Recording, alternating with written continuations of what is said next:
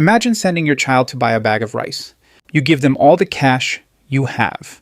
They walk to the store, and by the time they arrive, that money isn't enough. Not because prices went up overnight, because prices went up in the last 4 hours. This isn't fiction. This isn't a movie. This happened to millions of people in a country where money stopped working, Zimbabwe. In the 1980s, after gaining independence, it had something rare: fertile land, strong agricultural output, and a functioning economy. It exported food to neighboring countries. Its currency held value.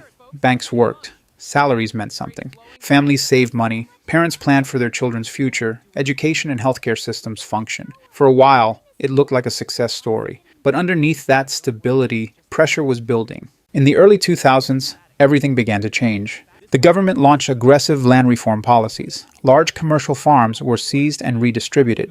On paper, it looked like justice. But in reality, agricultural production collapsed. Experienced farmers were removed. Supply chains broke down. Food output dropped sharply. Exports, once a major source of income, started disappearing. At the same time, the government was spending more than it could afford. War veterans were promised payouts. Public wages increased. Debt piled up. But there was a problem. The government didn't have the money. So they made a decision that would change everything. They turned to the one tool that always seems easy in the beginning. They started printing money. At first, nothing dramatic happened. Printing money felt like a solution. Need to pay workers? Print. Need to cover debt?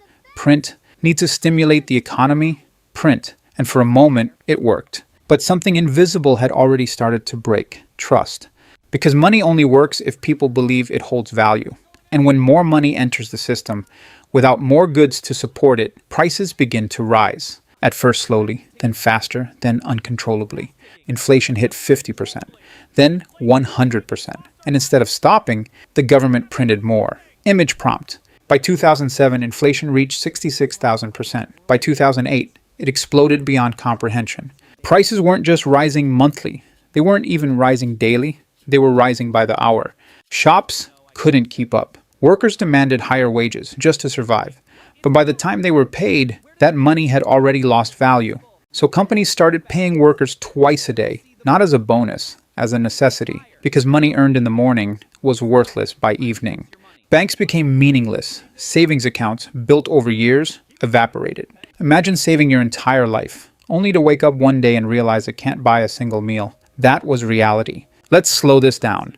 Let's zoom into a single day. Monday morning, you wake up. You check your savings. 10,000 Zimbabwean dollars. Enough for groceries for a week, you think. You go to the store. At 8 a.m., everything seems normal. Bread has a price. Rice has a price. You wait. You browse. By 10 a.m., the price of bread doubles. The store clerk shrugs. New prices, they say. You hesitate, but you still think you're okay.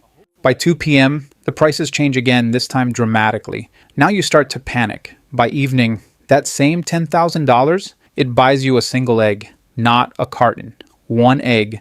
And tomorrow, even that might be out of reach. People adapted fast. They spent money immediately after getting paid, because waiting even hours meant losing value. Cash became a burden, not because it was valuable, but because it was heavy. People carried wheelbarrows of money just to buy basic goods. The government printed bigger notes. Millions, billions, trillions. Even a $100 trillion note couldn't reliably buy bread. At that point, money wasn't money anymore. It was paper. Doctors stopped working. Their salary couldn't cover transport. Teachers left classrooms. It no longer paid to survive. Hospitals ran out of medicine. Suppliers refused worthless currency. Families faced impossible choices: food or fuel, transport or medicine. Some burned money to stay warm because it was cheaper than firewood. Money worth less than wood. This wasn't just economic collapse. It was societal breakdown. And this has happened before. Weimar Germany, Venezuela, Lebanon, different countries, same pattern. Governments overspend. They print money. Trust disappears. And when trust collapses, the currency follows. 3 lessons. Inflation silently destroys savings. The poor suffer first. Money is not paper, it's trust. And once that trust breaks, it can take decades to rebuild.